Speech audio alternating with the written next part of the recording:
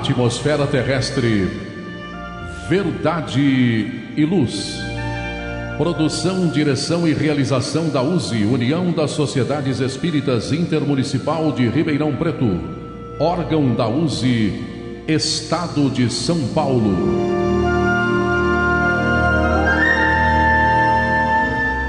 Verdade e Luz.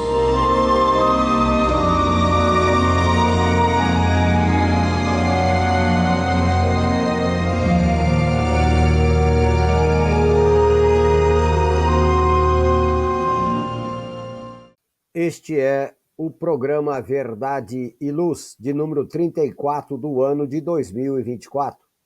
Eu, Valmir Lima, André Reis e Márcio Lucas, e Gilberto Silva na parte técnica. Agradecemos a você que nos prestigia com sua audiência pela web Rádio Verdade e Luz de Ribeirão Preto e pelo YouTube.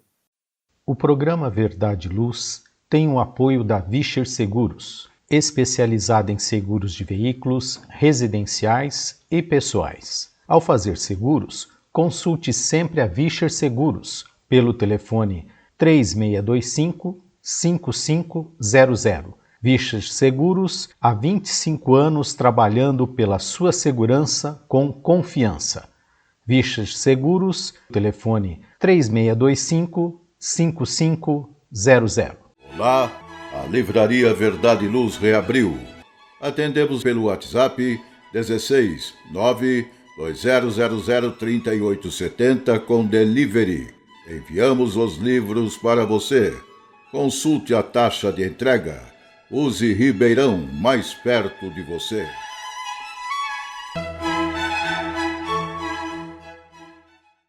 O programa Verdade e Luz apresenta estudos da codificação espírita, além de esclarecimentos e mensagens do Evangelho de Jesus.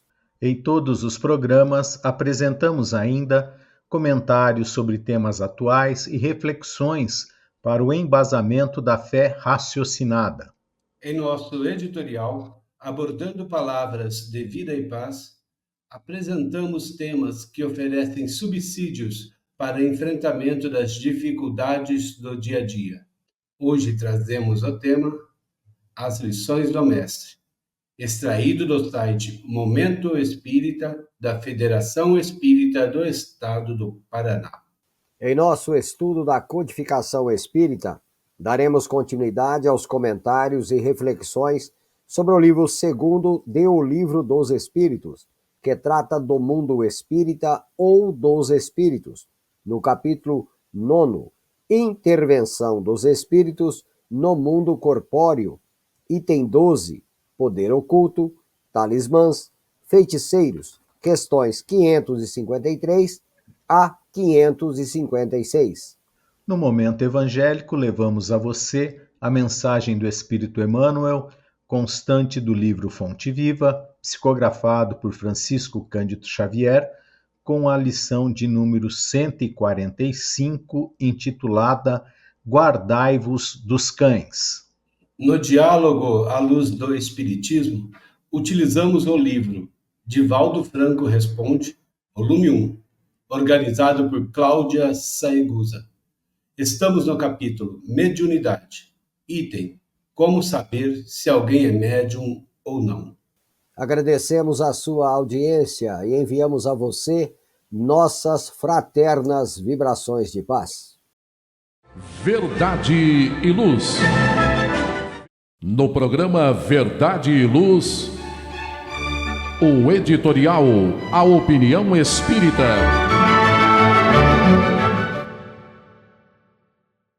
E agora, em nosso editorial, hoje nós temos o tema As Lições do Mestre.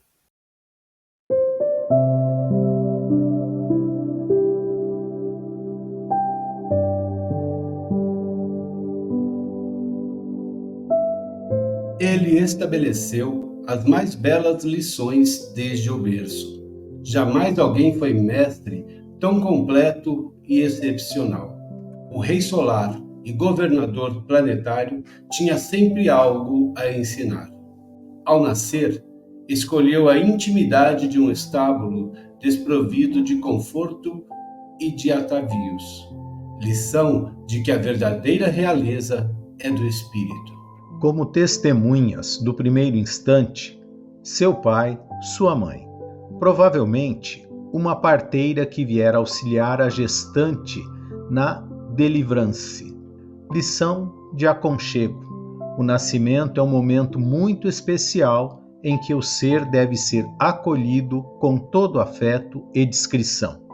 Mas não se esqueceu de compartilhar a alegria do seu nascimento com os que lhes aguardavam a vinda, os mais próximos. Por isso, um mensageiro celeste visitou os pastores no campo e lhes anunciou a notícia alvissareira, dizendo-lhes onde poderiam encontrar o menino e como identificá-lo. Também recordou dos que se encontravam distantes e, por isso, uma estrela brilhou de forma diferente, anunciando que ele chegara ao planeta azul. Os magos de várias partes do Oriente, que estudavam os astros e consultavam os céus em busca de um sinal, seguiram e, o encontrando, o adoraram. E porque um nascimento merece ser comemorado, um coro celeste se fez ouvir na acústica das almas simples, aos ouvidos de quem tinha ouvidos de ouvir. Um coro que anunciava a grande dádiva com que o pastor presenteava seu rebanho. Glória a Deus nas alturas, paz na terra, boa vontade para com os homens. Uma especial comemoração. Lição da alegria de que se deve revestir toda a nova vida que aporta ao planeta. Mestre excelente, não prescindiu da família, lecionando continuamente da sua importância.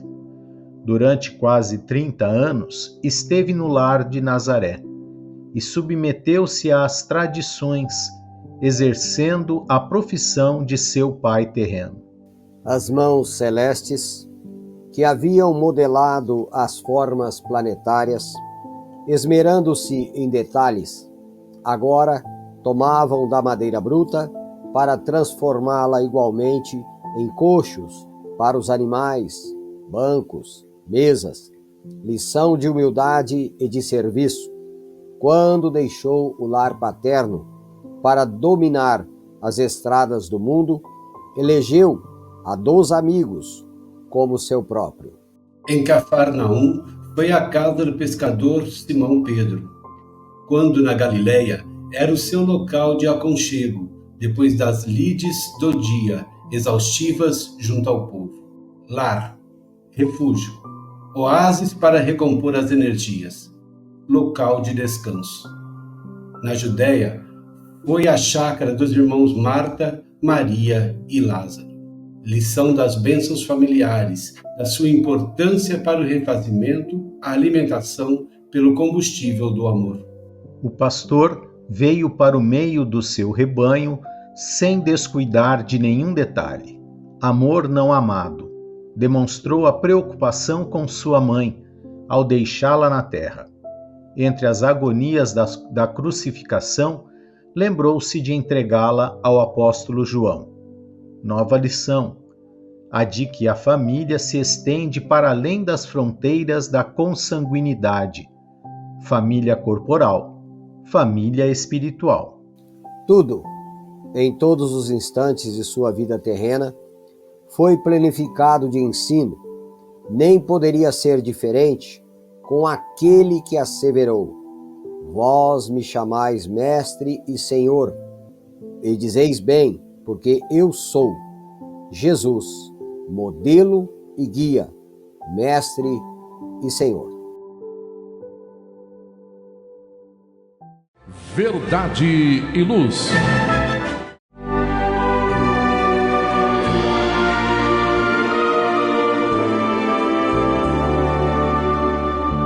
O Livro dos Espíritos apresenta um manancial rico de valores morais, indicando o caminho correto para a humanidade superar as suas dificuldades. Marco inicial e pedra fundamental do Espiritismo, o Livro dos Espíritos contém os princípios básicos da doutrina espírita. Valiosa oportunidade de estudar sobre a imortalidade da alma, de onde viemos e para onde iremos, a natureza dos espíritos e suas relações com as pessoas, as leis morais, a vida futura e o porvir da humanidade. A partir desse momento, no programa Verdade e Luz, estudando o Livro dos Espíritos.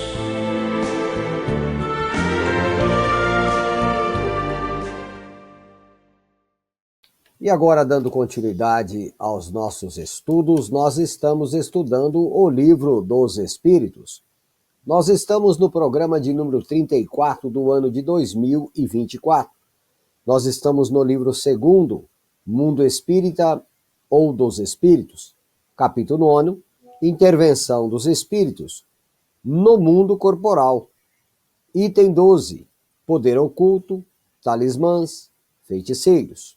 Nós, então, faremos as questões 553 até a questão 556.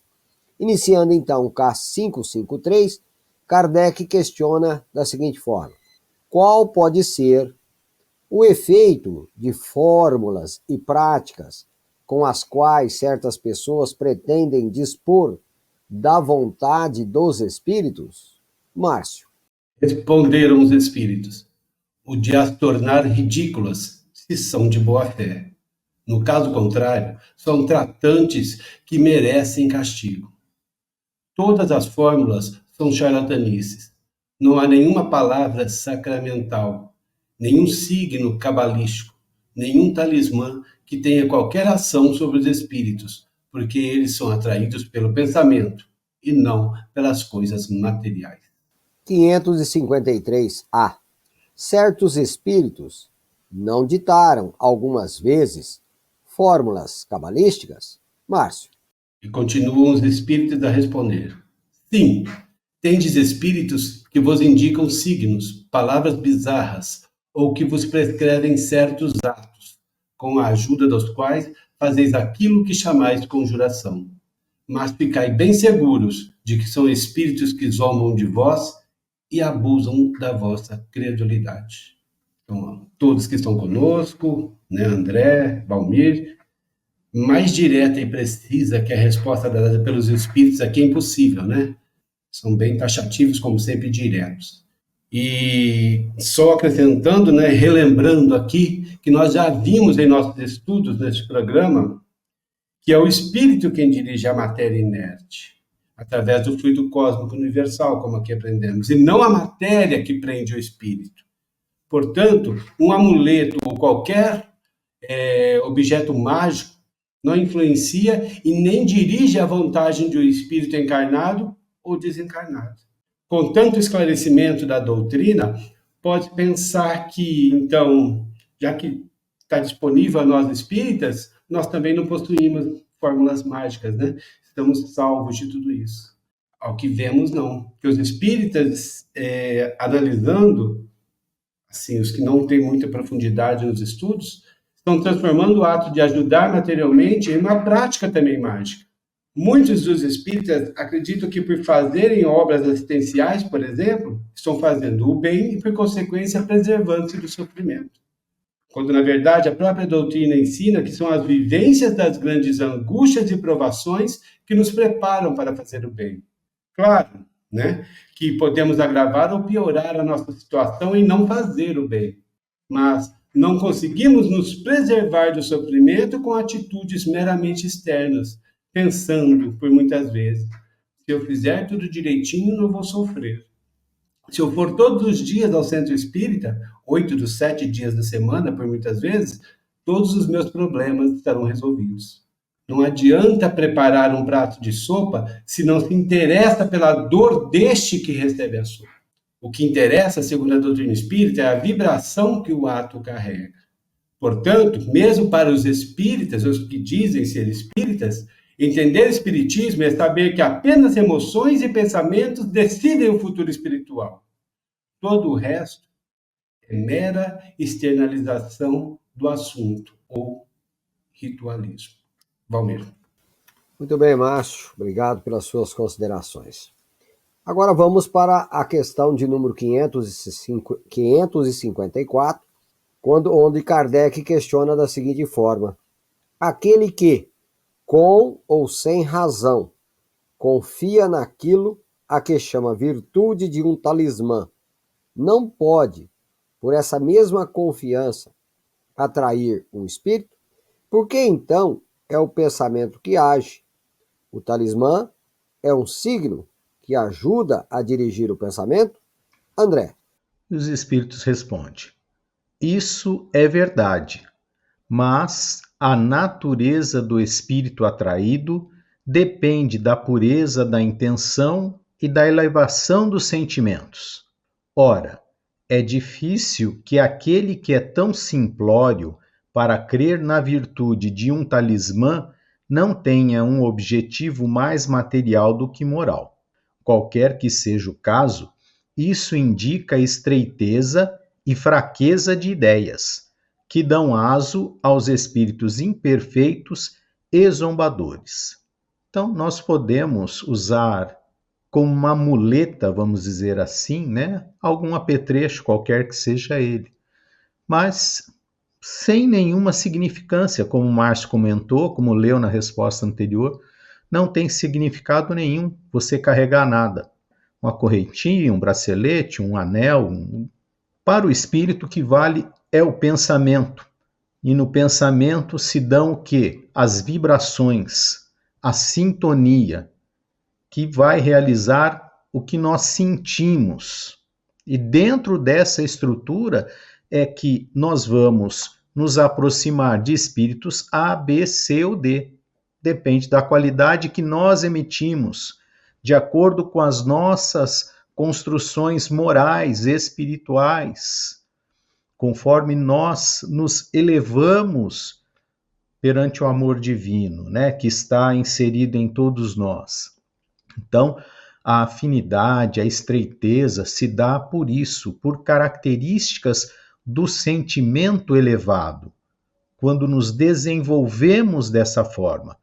Como o Márcio comentou, não dependemos da resposta do outro, nós dependemos do que nós sentimos ao que o outro respondeu. Como ele citou a questão da sopa, não importa se aquele que recebeu agradece ou não, importa qual sentimento que eu fiz, que eu coloquei no ato de estar ali presente, trabalhando, doando a sopa. Qual o sentimento que eu pensei em favor daquele meu irmão? De acordo com o que eu pensei, de acordo com a minha análise, é que eu vou atrair espíritos A, B, C ou D. Porque, como falava Paulo, né, há uma nuvem de testemunhas aqui ao nosso redor. Então, qual é a nossa intenção? O que nós procuramos ao usar uma encruzilhada, um talismã, qualquer coisa que seja? Qual que é a intenção? O que eu espero? Qual a minha expectativa? Dificilmente, como diz a resposta, vai ser uma expectativa espiritual. A expectativa sempre é material. São questões materiais, né? É um romance, é um dinheiro, é um terreno, é uma casa, é uma conquista, é o vencer alguém, vencer uma guerra. Então, sempre na história da humanidade foi isso. A busca das oferendas nunca foi para o bem de quem quer que seja. Simplesmente foi baseado preservação, né, da própria vida diante das circunstâncias que se apresentam, tentando vencer ao outro. E aí que nós nos perdemos. A nossa estrutura sempre foi de disputa para vencer a alguém. Só que esse alguém a gente pensa que é o outro. E pensamos errado, porque a estrutura criada de lutas, de perseveranças, né, é vencermos as nossas imperfeições. Aí que está a grande dificuldade. Que vencer o outro muitas vezes é simples. Pela força, pela opressão, né, pela união de aqueles que pensam como nós, ainda primitivamente, ainda muito perto do primitivismo, pela lei da força, né? O duro é você vencer justamente não mais aplicando esse primitivismo de que nós trazemos através de muito tempo, né, envolvidos nessas encarnações anteriores, e trazemos esse que é o atavismo, né, esse todo compêndio, e nós precisamos não permitir mais que ele assuma, né, as nossas rédeas, assuma a nossa diretriz. Então é uma luta constante contra as nossas próprias imperfeições. E aí sim, através desse esforço, na realização do bem, na busca de realizarmos o bem, vamos atrair para perto de nós espíritos também que pensam nessa mesma estrutura. Então não adianta eu colocar uma coroa na cabeça, sair pintado de verde, de branco, de nada disso, carregando qualquer coisa que seja. O que está atrelado à nossa sintonia com a espiritualidade é as nossas vibrações, é o nosso sentimento, é o bem ou mal que realizamos. E aí esses espíritos amigos, dentro da nossa ótica, vem nos auxiliar, vem nos ajudar. Depende muito de nós, da nossa vontade, da nossa persistência nas ações do bem, contarmos com o auxílio, com o amparo, com o acolhimento dos espíritos de boa vontade. Muito bem, André, obrigado pelas suas considerações. Faremos uma breve pausa e já retornaremos para dar prosseguimento ao estudo do Livro dos Espíritos. Verdade e Luz. Olá, a Livraria Verdade e Luz reabriu. Atendemos pelo WhatsApp 16 92000 3870 com delivery. Enviamos os livros para você. Consulte a taxa de entrega. Use Ribeirão, mais perto de você.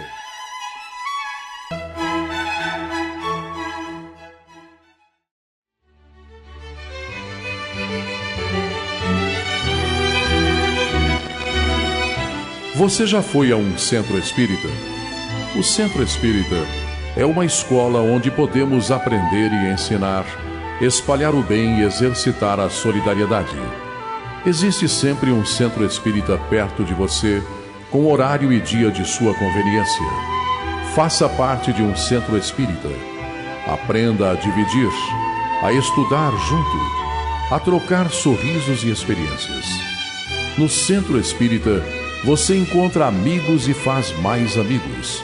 Respeita as diferenças e aprimora os seus conhecimentos. Frequente um centro espírita.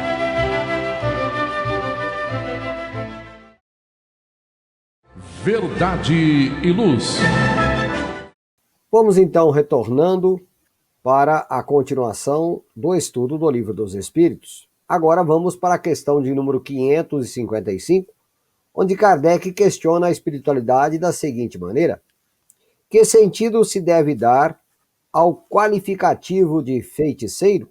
Márcio. Eis a resposta dos espíritos. Esses, a que chamais feiticeiros, são pessoas, quando de boa fé, que possuem certas faculdades como o poder magnético ou a dupla vista. Como fazem coisas que não compreendeis, as julgais dotadas de poder sobrenatural. Vossos sábios não passaram muitas vezes por feiticeiros aos olhos de ignorantes? E após a resposta dos espíritos, Kardec deixa seus comentários. E o mestre de Lyon nos deixa essa observação assim, abrindo aspas a ele. O espiritismo e o magnetismo nos dão a chave de uma infinidade de fenômenos sobre os quais a ignorância teceu muitas fábulas em que os fatos são exagerados pela imaginação. O conhecimento esclarecido dessas duas ciências, que se resumem numa só, mostrando a realidade das coisas e sua verdadeira causa, é o melhor preservativo contra as ideias supersticiosas, porque revela o que é impossível, o que está nas leis da natureza e o que não passa de crença ridícula. Fechando aspas para o mestre de Lyon. Então, refletindo, como sobre feiticeiros e a orientação de Kardec e a resposta dos espíritos, Se nós pensarmos, sempre ouvimos, né, de nossos ancestrais, se assim podemos colocar, né, dizerem sobre as benzedeiras, curadoras e, mais antigamente ainda, os feiticeiros, né? A própria história da humanidade. E até em tempos agora menos distantes, mais próximos, ouvimos e vimos o nome mudar para curadores e médiuns curadores. Vejamos que é uma evolução. Mas, independente da época ou nome que recebem ou receberam, eles são a prova da bondade divina, que, de acordo com o conhecimento e esclarecimento de um povo, ele desperta dons em favor dos que sofrem. Notemos que todos eles, independente do nome que receberam ou recebem, eles sempre começam com uma oração e respeito a Deus. E, de acordo com o seu esclarecimento, às vezes até aos chamados santos. Mas sempre com aquele respeito, mas sempre de acordo com o seu conhecimento. Os de má índole, ainda desses benzedores, feiticeiros, se assim podemos dizer, até médiuns curadores hoje em dia, que fazem disso um comércio, independente do nome que receberam ao longo do tempo, passam a ser assistidos naquele momento por espíritos de mesma vibração, como estamos falando aqui no capítulo, né? Dessa influência dos espíritos. E estes responderão pelas consequências de seus atos, pois Jesus já nos orientou: dai de graça o que de graça recebeste. E isso eles não estão fazendo. A doutrina espírita nos esclarece que a ação dos médiuns curadores, independente do nome que recebam, sempre bom falar, não está nos ramos da benzedeira e nem nos amuletos dos feiticeiros, como acabamos de ver nas questões anteriores, mas na imposição de mãos e na boa vontade, para que assim cure e alivie as dores do próximo, como realmente nos ensinou Jesus. A doutrina também nos orienta que devemos respeitar, então, esses irmãos que trabalharam e trabalham em nome de Deus, de acordo com o esclarecimento que tinham ou têm. E ela também nos orienta que devemos esclarecê-los com amor nesse processo educacional, para que estes curandeiros, feiticeiros, benzedores, curadores e os médiuns curadores, os médios curadores, que têm que passar por esse processo educacional, mas com amor, que a doutrina nos orienta que devemos esclarecê-los e educá-los assim, para que estes possam atender as pessoas e ajudá-los com agora maior conhecimento. Valmir. Muito bem, Márcio, obrigado pelas suas considerações. Vamos agora para a questão de número 556, onde Kardec questiona da seguinte forma: certas pessoas têm realmente o dom de curar por simples contato? André. E os espíritos reveladores da doutrina respondem: o poder magnético pode chegar até isso, quando é secundado pela pureza de sentimentos e um ardente desejo de fazer o bem, porque então os bons espíritos auxiliam. Mas é necessário desconfiar da maneira por que as coisas são contadas, por pessoas muito crédulas ou muito entusiastas, sempre dispostas a ver o maravilhoso nas coisas mais simples e mais naturais. É necessário também desconfiar dos relatos interesseiros, por parte de pessoas que exploram a credulidade em proveito próprio. Então nós temos que verificar, né, como é a vida dessas pessoas, né? Como ela é o dia a dia, como trata a sua família, seus familiares, como se comporta na rua, porque as pessoas dotadas desse poder magnético, elas têm algo a mais, né? Elas têm um desenvolvimento, né, afetivo, amoroso, muito maior do que o nosso. Não tenham dúvida disso, né? Porque é necessário um desejo muito grande de fazer o bem para suportar essas variações que acontecem no tratamento com as pessoas. Porque quem cura não é o médium, quem cura é Deus. Tanto que Jesus, quando alguém vinha até ele, ele simplesmente dizia: a sua fé te curou, fui eu. Né? Você acreditou, você teve fé robusta o suficiente para merecer essa situação. Então, essa cura depende muito do plano espiritual, depende muito dos espíritos desencarnados, né? Trabalhadores já no estágio evolutivo muito além do nosso, com capacidades que nós desconhecemos, para auxiliar aqueles ainda que necessitam desse amparo e são merecedores dele. Lembremos aqui da passagem dos 10 leprosos, quando só um, né, retorna para agradecer. E aí, qual que é o significado disso? Todos os 10 ficaram curados efetivamente? E a cura que se esperava era o quê? Apenas material, e esqueceram das questões espirituais, da mudança do caráter da sua própria vida, da sua dinâmica, do desenvolvimento dos seus atos, dos seus trabalhos.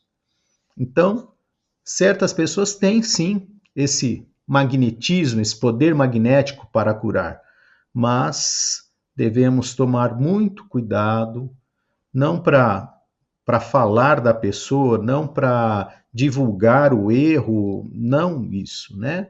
Mas para nos precaver de fazer comerciais, né? De fazer um alarde sobre algo que nós não conseguimos aferir, atestar, corroborar com as ações, né? Então, muito cuidado, existem, sim, mas nós temos que ter um cuidado muito grande a observar essas criaturas, se realmente é o bem, sem desinteresse, sem paixões, sem outras obrigações, né? E seguirmos sempre acreditando que nós temos tudo aquilo que é entendido pelas leis divinas, suficientes e bastantes para o desenvolvimento da nossa trajetória evolutiva. Valmir. Muito bem, André, obrigado pelas suas considerações. Verdade e Luz.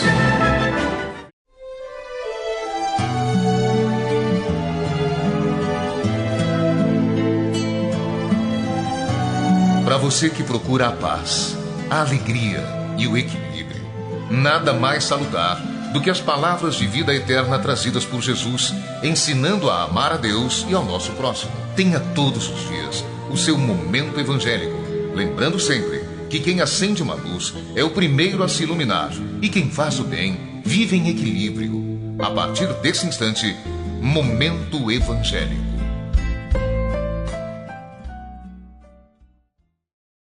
Vamos agora, para dar prosseguimento então aos nossos estudos, vamos para o nosso quadro Momento Evangélico. No nosso quadro Momento Evangélico, nós estamos estudando o livro Fonte Viva, ditado pelo Espírito de Emmanuel. Hoje nós estamos na lição de número 145, onde Emmanuel faz o registro de um comentário de Paulo, registrado em Filipenses, capítulo 3, versículo 2, onde Paulo registra da seguinte forma: guardai-vos dos cães.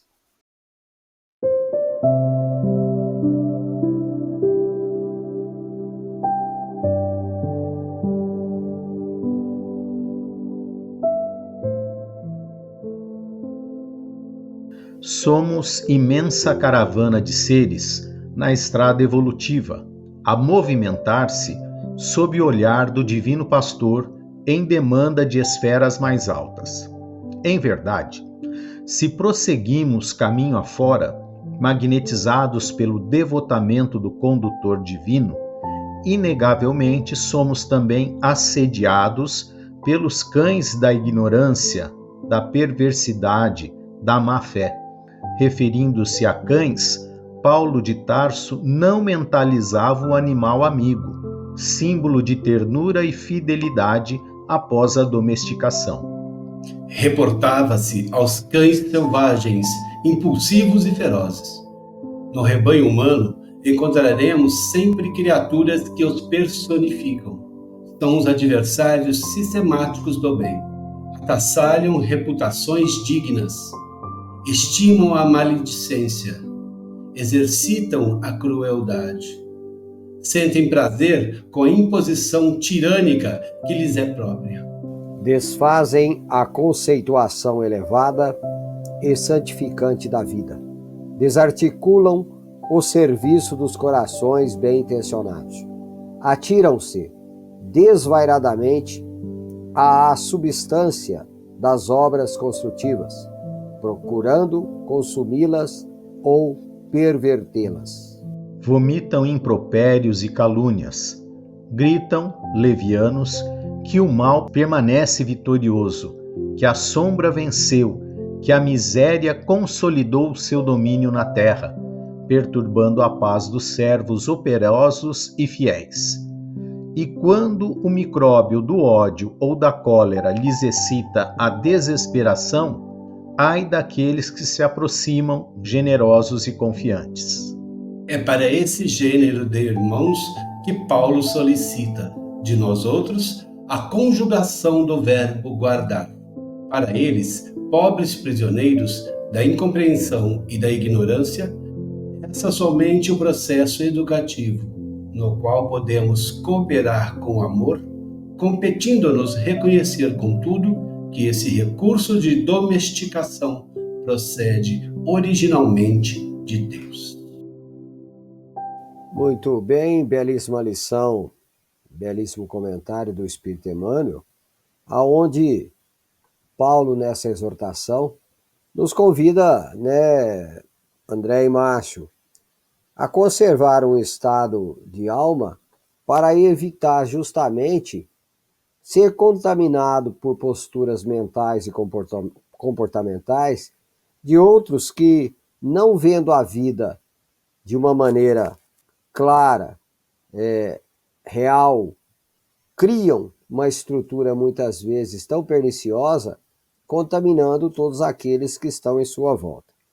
Márcio, aqui Emmanuel, de certa forma, cria instrumentos que, de certa forma, nos liberta desse tipo de comportamento, muitas vezes tão pernicioso.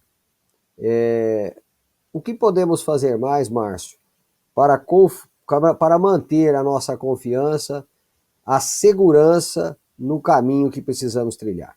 O que o Cristo nos orienta sempre: vigiai e orai, né? Que ele nos orienta. E entre outras orientações do Cristo, como ele fala, aqui falando dos cães, né, Paulo, e o Cristo nos traz sempre belas orientações, como, por exemplo, quando ele diz, sede prudente como a serpente e simples como a pomba, por exemplo. Sempre traz que o Deus não cria nada de mal. Por que estou falando tudo isso? Porque onde vemos o mal, como nos cães, o Cristo nos traz a bondade e outras lições dele. Como aqui Paulo nos traz os cães, porque à época, os homens, quando caminhavam muito sozinhos, naquela época, né, caminhavam pelas estradas, corriam o risco dos coiotes, os cães selvagens. Então ele traz essa comparação nesse sentido e compara esses tipos de pessoas que estão na estrada evolutiva junto conosco, porque Deus criou todos iguais, simples e ignorantes, para chegar mais próximo dele, que é o determinismo.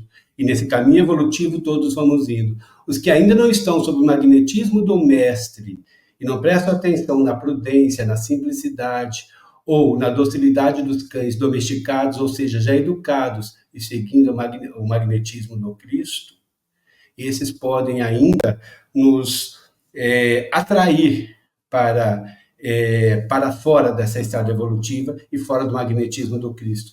Mas, para continuar seguindo a ele, como disse o próprio Cristo, vigiai e orai, para não cair em tentações. Que são essas tentações?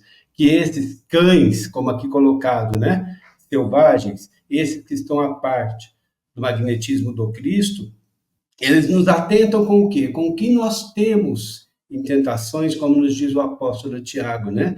A concupiscência que está em nós, que é o que atrai tudo isso que está no mundo. Mas se nós estamos focados no vigiar e orar do Cristo, essas essas atrações para a nossa concupiscência, elas não surtirão efeitos. Temos que estar focados no magnetismo do Cristo. E falando em cães, me lembra muito uma fala de Chico Xavier também, que ele fala assim que a tentação, né, que é que esses cães venham nos trazer para tirar da história evolutiva, do magnetismo do Cristo e não seguirmos, ele fala a tentação, né, é como um cão feroz correndo atrás de nós. Nós olhamos para trás, querendo fugir, mas com a maior vontade que ele nos pegue. Então é essa tentação que nós temos, e Chico também usa a palavra cão, né? Então, se nós nos postarmos no vigiar e orar, mesmo com a nossa concupiscência, nós vamos vencendo-a, né? Porque quando focamos dessa forma, Deus nos envia amigos espirituais que nos orientam a seguir para frente e focar no magnetismo do Cristo. Então, seguindo o grande ensinamento do Cristo, é o vigiar e orar, para não cair nas tentações que vêm desses cães selvagens, que não estão no magnetismo do Cristo, mas na mesma estrada evolutiva como todos, que um dia eles também seguirão e se aproximarão de Deus. Valmir. Muito bem, Márcio, obrigado pelas suas considerações. André, um breve comentário, fiquei aqui pensando, né? Um momento evolutivo onde tem realmente grandes valores, mas também ainda tem aqueles que estão bastante corrompidos e corrompem tudo aquilo que lhes cercam, né? Aqui a gente vê, se atiram na substância das obras construtivas, procurando consumi-las ou pervertê-las.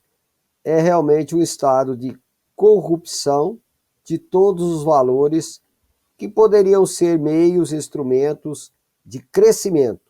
Mas chega a religião, chega a ciência, chega a filosofia, chega a política, seja qualquer meio facilitador do progresso, acaba sendo pervertido, corrompido pelas más intenções, não é mesmo? É por causa da nossa personalização. Nós queremos da nossa maneira, do nosso modo de enxergar, do nosso modo de entender. Nós queremos que todos tenham esse mesmo entendimento, este mesmo pensamento, esse mesmo sentimento. Então, a infelicidade, por exemplo, por eu não alcançar a felicidade, todos devem ser infelizes. E eu faço de tudo, me esforço ao extremo para que todos sejam infelizes. Por quê? No momento que eu não acompanhei, como o Márcio falou, né, a Jesus, ao nosso condutor divino, como diz aqui Emmanuel, né? Como nós não seguimos esse caminho, eu me perdi. E dentro dessa minha perdição aqui do caminho, eu refuto, eu afasto, né? Não, isso aqui não me serve. Onde estava Deus naquele momento do meu sofrimento? Onde estava Jesus? Eu simplesmente desdenho dessa situação por falta de compreensão, pela minha ignorância espiritual. E aí eu me afundo e me afogo sendo um cão desse, né? Da ignorância, da perversidade e da má fé, tentando, através da minha dor, do meu sofrimento, transformar isso numa ação de dor e sofrimento a todos. Né? Então é muito triste. Né? E nós precisamos, como o Márcio falou, estarmos atentos a isso. Não para repudiar, criticar ou agredir a quem quer que seja, não. Para nos resguardar, né? Vigiando, sabendo aonde estamos indo, orando para podermos justamente através dessa ação de acolhimento, de amparo, porque Jesus também falou, eu não vim para os sãos. Nós somos os doentes. Nós estamos aqui, podemos, dentro de uma das qualificações do planeta, estamos aqui no hospital, nós estamos internados neste hospital, né, tentando, né, de alguma forma, ter alta, né, da nossa doença, que é o orgulho e o egoísmo. Então, é uma luta constante de entendimento e aceitação que o outro pode estar numa situação muito pior do que a nossa. Não importa se é por sofrimento, por má fé, não importa, mas a gente tem que respeitar essa situação e termos esse reflexo, essa forma de conduzir de amparo, de acolhimento. Claro, nós não vamos, como diz, trazer para dentro do nosso lar aquele que nos quer prejudicar de uma forma cabal. Não, mas nós não vamos destinar a ele pensamentos ruins, né? Pensamentos de ódio, de vingança, de malquerença. Permaneçamos em nossa paz e que ele siga o seu caminho, né? Então, é um momento muito importante na nossa vida, né? Do nosso desenvolvimento, onde estamos sendo preparados, muitos de nós, para esse futuro, né? No entendimento da vida futura, no desabrochar em nós desse sentimento do amor divino por tudo e por todos. Valmir. Ok, André, muito obrigado pelas suas considerações. Verdade e luz. Faça o Evangelho no lar. O lar é a primeira e mais valiosa escola da vida. A paz no mundo começa sob as telhas que nos acolhem. Viver em equilíbrio dentro de nossa casa é o primeiro e mais seguro passo para a harmonia entre as nações. Fortaleça os laços de fraternidade, realizando o Evangelho no lar frequentemente. Verdade e luz. Num mundo cheio de contrastes, onde o mal parece sempre derrotar o bem, por que existe tanta desarmonia? A sociedade nunca terá paz? Já entendemos as lições trazidas por Jesus? Seguir seus passos é possível? Quando teremos felicidade? Todas essas questões e muitas outras serão respondidas a partir de agora, com o programa Diálogo à Luz do Espiritismo.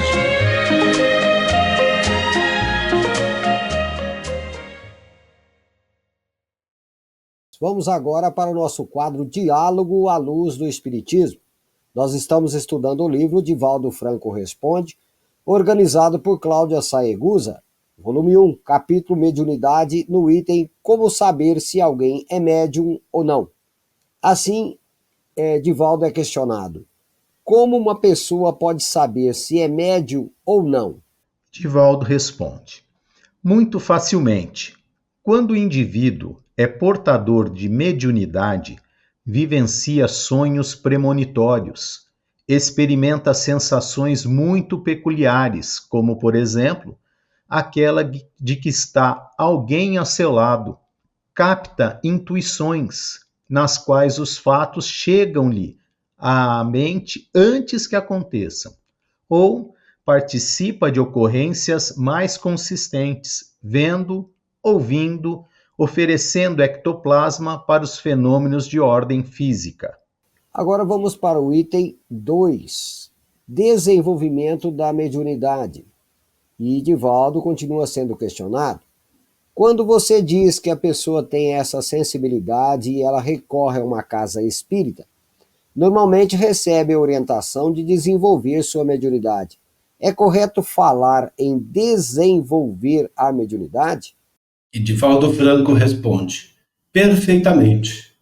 À época de Allan Kardec, no século XIX, o verbo desenvolver foi muito bem aplicado, qual diríamos em relação à inteligência, à memória, às aptidões culturais e artísticas. Hoje, poderemos dizer também educar a faculdade, ampliando-lhe os recursos de captação e registro das ocorrências de forma que não perturbem o comportamento social e familiar do indivíduo. O fenômeno é um tanto perturbador quando a mediunidade desabrocha, dando lugar a vários campos de comunicação transpessoal. E como somos viandantes de muitas etapas, através das reencarnações transatas, conduzimos em nosso cosmo interior adversários e espíritos simpáticos que facilmente passam a comunicar-se conosco. Aqueles que são inimigos geram, em razão da sua ignorância, problemas e desafios para o médium, que necessita estar vigilante e lúcido para superar esses problemas normais no seu processo de evolução.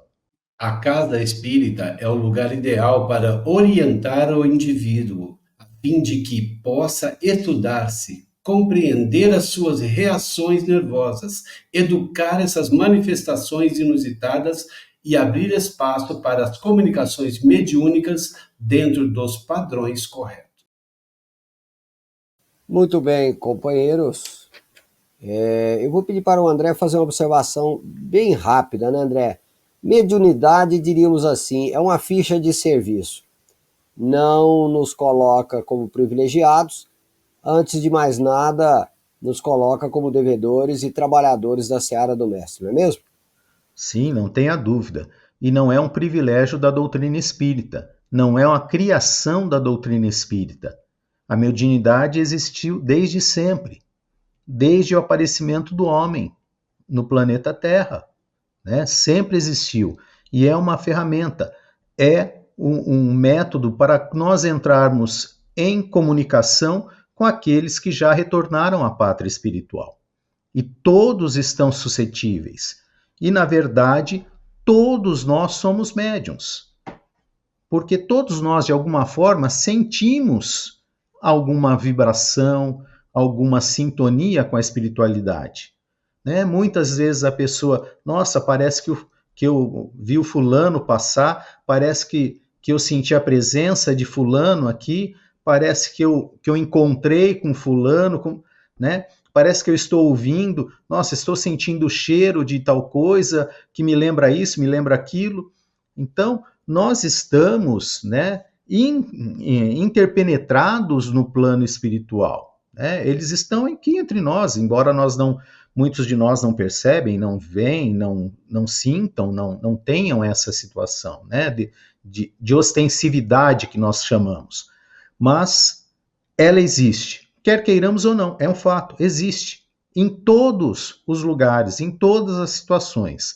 E se nós não a educarmos, podemos ter problemas, como falou aqui, né? Se nós não a tratarmos com devido respeito, como você disse, Valmir, como uma ferramenta de trabalho que podemos, né, deixar essa ferramenta em desajuste e nos prejudicarmos pelo mau uso que fizermos dessa potencialidade de desenvolvimento de nós mesmos.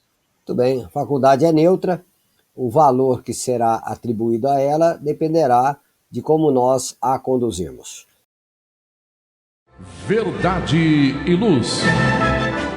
Muito bem, amigos ouvintes e telespectadores, nós estamos chegando ao final do programa Verdade e Luz e vamos agradecer aos nossos patrocinadores. O programa Verdade e Luz tem o apoio da Vischer Seguros, especializada em seguros de veículos, residenciais e pessoais. Ao fazer seguros, consulte sempre a Vischer Seguros pelo telefone 3625-5500. Vischer Seguros, há 25 anos trabalhando pela sua segurança com confiança. Vischer Seguros, telefone 3625-5500. Olá, a Livraria Verdade e Luz reabriu. Atendemos pelo WhatsApp 16 920003870 com delivery. Enviamos os livros para você. Consulte a taxa de entrega. Use Ribeirão, mais perto de você.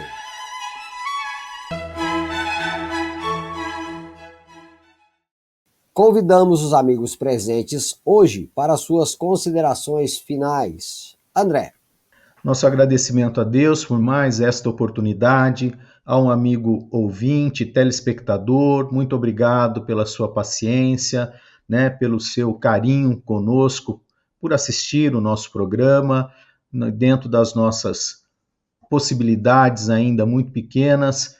Muito agradecido ao Valmir, ao Márcio, ao Gilberto na técnica, e que sigamos confiantes, né, que Deus é por nós. Até um próximo programa. Amigo Márcio, suas considerações. Agradecendo a todos que estão conosco nesse momento de divulgação da doutrina espírita, agradecendo ao Valmir, André, Gilberto, que está na técnica, pela companhia e a comunhão de pensamentos, e mais esse momento de estudo e divulgação da doutrina espírita. E até uma próxima oportunidade. E aproveitando então a oportunidade, convido a todos para que ouçam toda a programação da Web Rádio Verdade e Luz e que também divulguem para seus amigos. Quem quiser ouvir os programas anteriores é só acessar nosso podcast www.webradioverdadeeluz.org.br. Que Deus nos abençoe a todos e até o próximo programa Verdade e Luz, aqui pela nossa Web Rádio Verdade e Luz de Ribeirão Preto e também pelo YouTube. Verdade e Luz. Produção, direção e realização da USE, União das Sociedades Espíritas Intermunicipal de Ribeirão Preto. Órgão da USE, Estado de São Paulo.